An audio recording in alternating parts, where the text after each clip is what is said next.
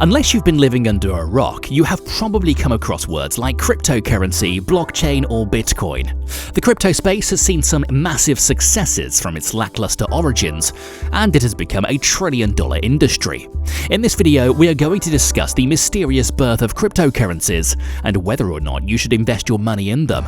Before we begin, be sure to subscribe to our YouTube channel and click the bell to stay up to date on our latest videos. Anyway, without further ado, let's dive right in. In layman's terms, cryptocurrencies are digital currencies used to perform transactions on a secure network called the blockchain. Cryptocurrencies provide ways for people to perform transactions anonymously online without a controlling body. Individuals can use money from their banks or other means to buy digital tokens, also known as coins, which can then either be kept or spent. A major distinction between cryptocurrencies and online banks is that a special ledger known as the blockchain validates payments without the need for human intervention. Fiat currencies like the US dollar or the pound sterling are controlled by certain authorities. These authorities include governments, banks, and other financial institutions that validate all transactions that go through their systems. A brief history of cryptocurrency. The history of cryptocurrency starts as far back as 1983 when David Shawn, an American cryptographer, developed a cryptographic electric currency that he dubbed eCash.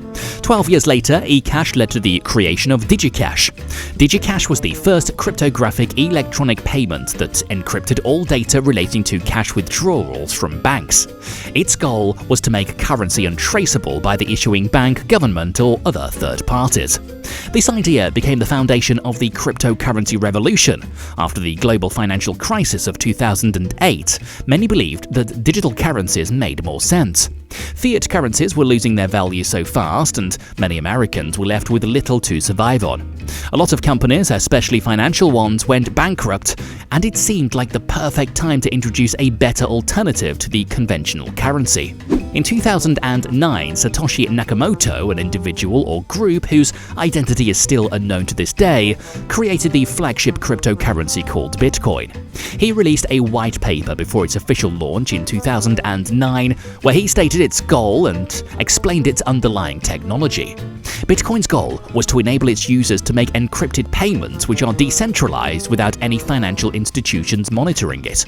The economic crisis in the US affected millions of people, and to many it was proof that financial institutions may not be the best at handling people's money. The allure of cryptocurrency is in its underlying technology. It's an anonymous system that can't be censored by the government or any organization, and you can either participate or stay indifferent. This technology is known as blockchain, which serves as an unbreakable ledger for each transaction. Since Bitcoin, over 2,000 cryptocurrencies have been created, and it's getting obvious by the day that cryptocurrency might just be the money of the future. How crypto works. Understanding the goal of Bitcoin and other cryptocurrencies will help you understand why they have become so popular. Throughout the years, people's trust in governments and financial institutions has been on a steady decline, and it probably reached its lowest point in 2008 when Bitcoin's inventor had so little trust in the government that he deemed it fit to create a totally decentralized currency that could not be tracked by any financial institution. A major hurdle was the notion of trust that proper financial institutions provided.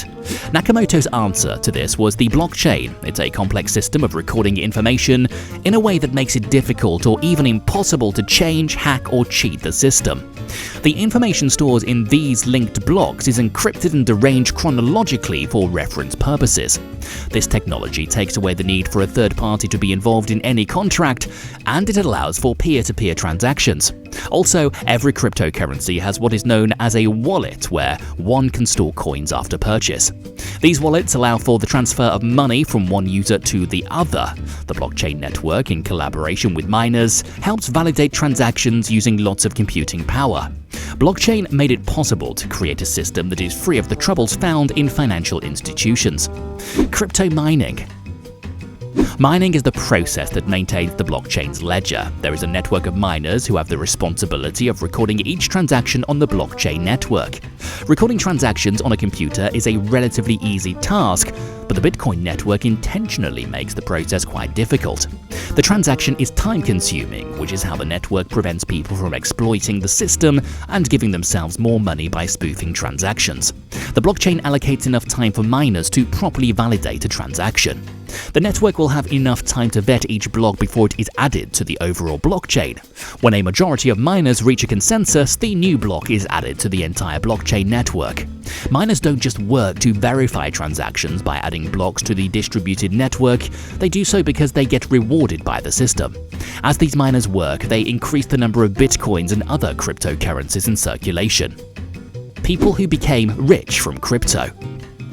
As more people decide to hold and use cryptocurrency, it increases in value. Bitcoin reached an all-time high of $62,000 in 2021, which is a massive leap for a digital currency that was once worth less than 50 cents. Today, it's quite easy to find people online who have made a lot of money from cryptocurrency. A perfect example is Yifu Guo, who was one of the first Bitcoin miners. He made quite a fortune from mining Bitcoin. He created a Bitcoin mining company that sells the Bitcoin they get for a very high price as they are mined. All in all, mining is a lucrative way of making money from Bitcoin. Another good example is Tony Gallippi, who founded BitPay, one of the very first Bitcoin payment processing companies. As of 2020, BitPay processes about $1 million worth of cryptocurrency every single day. Changpeng Zhao, who is the CEO of Binance, a major cryptocurrency exchange, has a net worth of about $1.9 billion. Also, the CEO of Coinbase, Brian Armstrong, has a net worth of about $16 billion. Crypto exchanges make a lot of money like banks, and recently some have even surpassed banks. The people mentioned so far are those who are actively involved in the business of cryptocurrency. Some just invested early and bagged a lot of money for taking that chance. Jared Kenner, whose net worth is now about $30 million, invested in Bitcoin when its value was just 20 cents. He started with a large amount of money and made a great profit from his investment. Jared Kenner is not the only one. Many other people bought cryptocurrencies during their initial coin offerings or ICOs. As a result, they made a huge profit after a few years. Should you invest? This question is asked a lot by people new to cryptocurrency. Should you invest? You might have heard about people making a fortune from cryptocurrency, and you're probably worried about whether or not you're too late to the party.